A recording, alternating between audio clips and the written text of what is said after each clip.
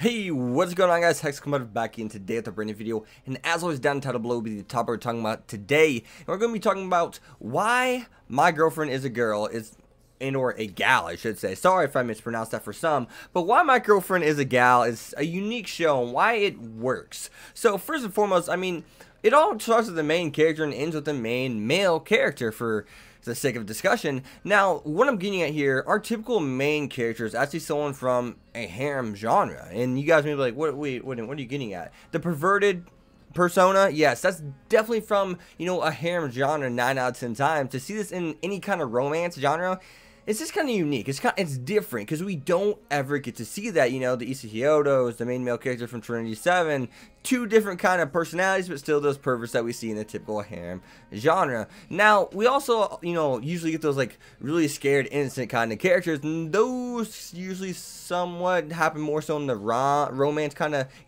rom-com romance kind of genres. Not necessarily happen all the time, but nonetheless, the perverted character being somewhere where he's not surrounded by girls, but he's surrounded by a girl, and he's actually dating said girl, and right off the rip. I mean, there's so many times where we have a perverted character who doesn't even land the girl, right? He doesn't get with the girl, or when he does, it's at the very end of the show. Now, this is what I'm getting at. You take this perverted character and you put him in this new genre, of course it's going to have a different feel. Now, if you take this main character and actually, who's perverted, and get him with a girl right off the rip, well, then every sequence is not going to be the same, and history is not going to repeat itself. I mean, you're not going to have this perverted guy who's surrounded by all these beautiful women, and he's going to end up effing it up somehow at the end of each date. No, this time they should kiss. They should be physical with each other. They're in love. They're together. They like each other. It's not one going after the other. It's not unrequited love, given this isn't that kind of situation. But nonetheless, you guys see what I'm saying.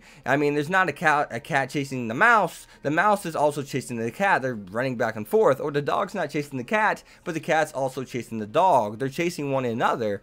And that's something that's going to, of course, just set it apart from all these other rom-coms. I mean, take a show like I'm trying to think of some winter anime shows here. So I mean, take a show like Scum's Wish. That's a serious romance. Take a show like was it Masume Kune no Revenge? I probably mispronounced that, but Revenge. You guys know what I'm talking about? Is this winter season 2017?